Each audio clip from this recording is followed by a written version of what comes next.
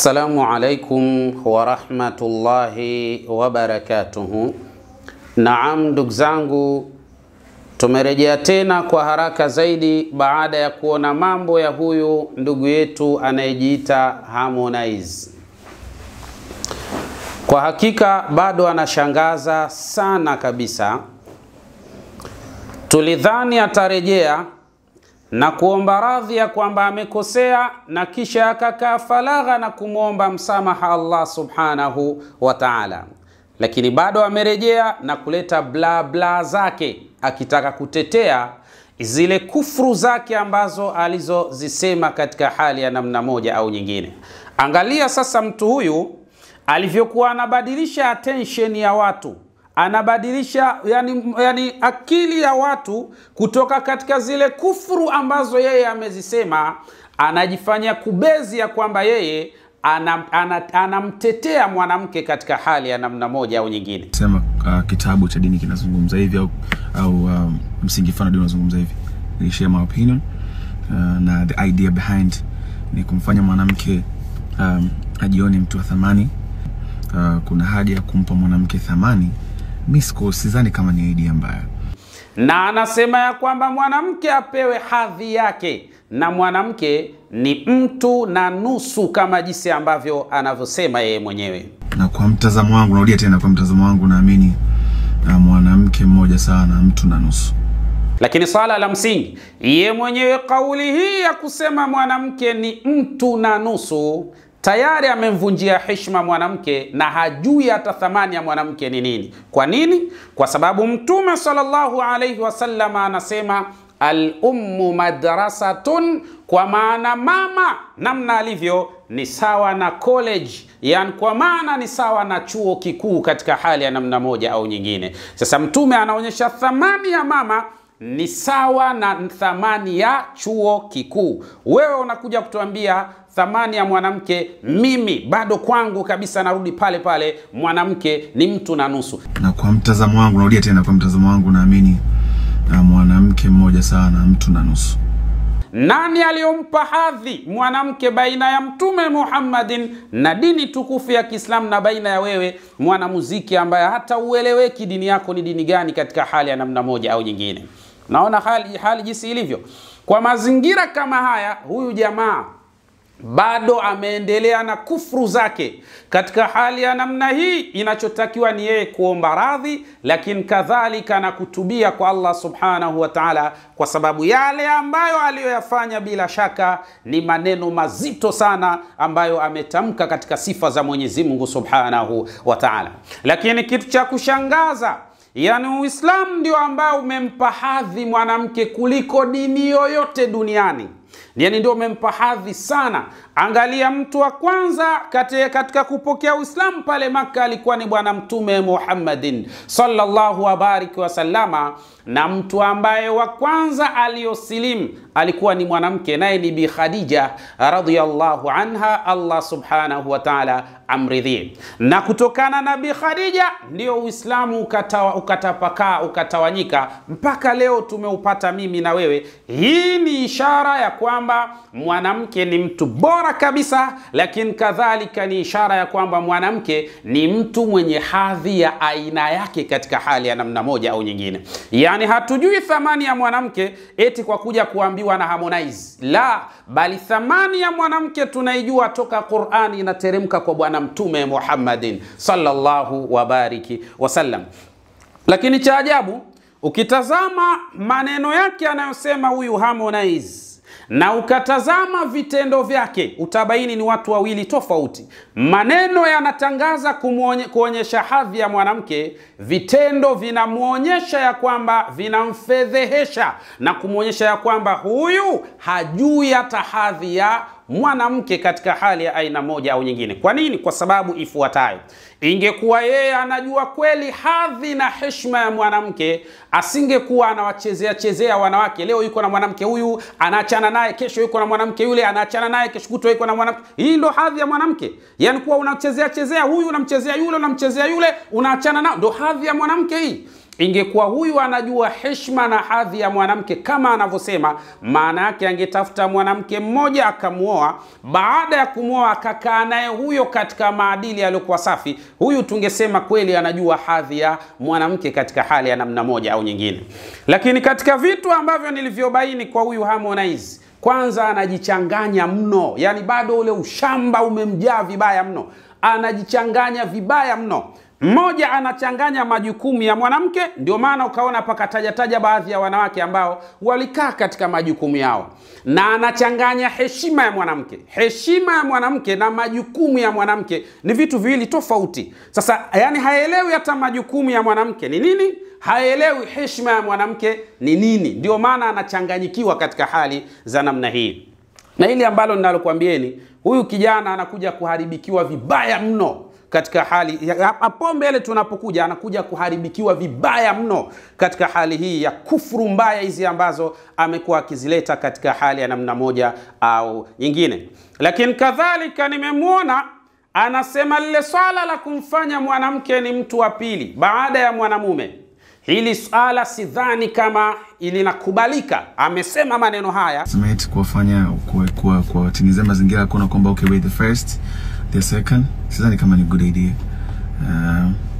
Yeah, hata ikiwezekana uko in the future mbele, basi hata tukiwa half and half kwenye majukumu yetu ya kazi, nadhani sio bad idea. Sasa kwa kusema maneno haya, maana yake kasahau aya Mwenyezi Mungu anasema ar-rijalu qawwamuna 'ala an-nisa, ya kwamba wanamume ndio wawe wasimamizi kwa wake zao biidhnillah subhanahu wa ta'ala. Lakini mimi nimwambie hadhi ya mwanamke inakuwaje. Sikiliza bwana Mtume Muhammadin sallallahu alayhi wasallama anasema, aliwahi kuulizwa siku moja, man ahaqqun nasi, ni nani mwenye haki zaidi miongoni mwa wana wa Adam? Sikiliza maneno ya bwana Mtume Muhammad. Mtume sallallahu alayhi wasallama akamwambia sahaba, ummuk, mama yako.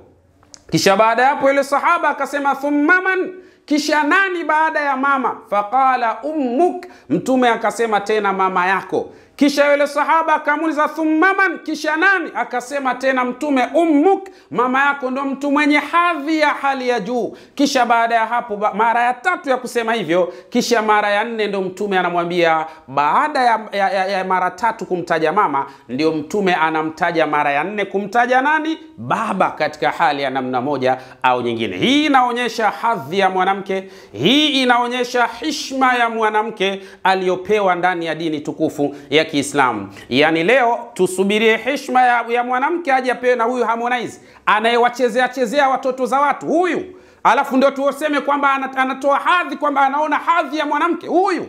Huyu si muhuni tu wa kawaida katika hali za namna hii. Allah amnusuru na amuondoshe katika hali za namna hiyo. Nikimalizia, ikitokea kama baba amemwita mtoto na mama akawa amemwita mtoto, wote wamemwita kwa wakati mmoja, kwa mujibu wa dini tukufu ya Kiislamu na hadhi na heshima ya mwanamke, tunaambiwa jambo la kwanza kabisa inatakiwa huyu mtoto aanze kumuitikia mama kwanza, aende kwa mama, alafu baadaye ndipo aje kwa baba katika hali ya namna hii. Ishara ya kwamba haya yote yanayozungumzwa biidhnillah subhanahu wa ta'ala ni hadhi ya mwanamke na heshima ya mwanamke katika dini tukufu ya Kiislamu. Na wamama ambao wamefanya vitu vikubwa sana na tuwa mfano hapa Tanzania kulikomboa taifa.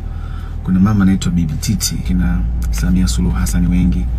In the future tuje kuwa na kina Action Tulia wengi. In the future tuje kuwa na kina Hadija Kopa wengi. Imma kuwataja Bibi Titi kwamba watu wamepambana, hayo ni majukumu, uelewe. Imma kumtaja rais wetu Mama Samia Suluhu Hassan, Allah ampe umri mrefu kabisa na ampe neema nyingi, hayo ni majukumu.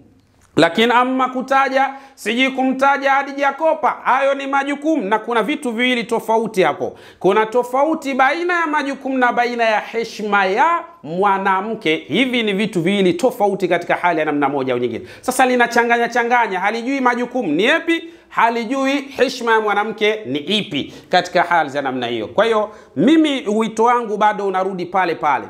Huyu jamaa asiporejea na kuomba msamaha, lakini akakaa faragha pia akaomba toba kwa Allah na akasilimu tena upya huyu jamaa, basi bila shaka kufuru zake zitakuwa zimeendelea katika hali ya namna hiyo, na bado anazidi kututhibitishia kwamba yeye bado anaendelea kuwa katika ukafiri. Inawezekana sana nataka kuanza kukubali yale maneno ya watu wanaosema wanapojiunga hawa mabwana katika Freemason, basi huwa kazi yao ni lazima wamtukane Mwenyezi Mungu Subhanahu wa Ta'ala. Huyu si ndo amesema Mwenyezi Mungu ni mwanamke? Yani anasema kwamba kwa sehemu kubwa Mwenyezi Mungu anaweza kuwa ni mwanamke. Kwa nafasi kubwa sana Mwenyezi Mungu akawa mwanamke. Matusi kabisa haya ambayo ni kufuru ya hali ya juu katika hali za namna hiyo. Na mwisho kabisa akaja akasema haoni kama ni sawa mwanamke, kwa maana sisi wanaume tukapewa fursa ya kuoa wanawake 4, lakini mwanamke yeye akaziwiliwa fursa ya kuolewa na wanaume 4. Yani kwa nini mwanaume uweze na uhalalishiwe kuwa na wanawake 4, ila mwanamke asiruhusiwe kuwa na wanaume 2? Kwa nini? Yani yeye anahisi dini namna ilivyo ni kama katika uhuni wao wa usanii wanaofanya. Leo mwanamke huyo anatembea na msanii huyo anatembea na msanii yule, huyo anatembea, basi ili mradi ndo akili yake inamtuma kwamba Uislamu uwe katika uchafu wa namna hiyo. Huu si uchafu wa dhahiri kabisa huu. Yani mwanamke mmoja katika tathnia yao hiyo ya sanaa, utamuona anatembea na msanii huyu, wakati huo anatembea na msanii huyu, wakati huo anatembea na msanii. Mara ngapi tunawaona katika hali za namna hiyo? Utakuta mtu mmoja, mwanamke mmoja kazunguka na wasanii kibao katika hali. Sasa yeye anaona ile kwamba ndio iwe ndio haki hiyo.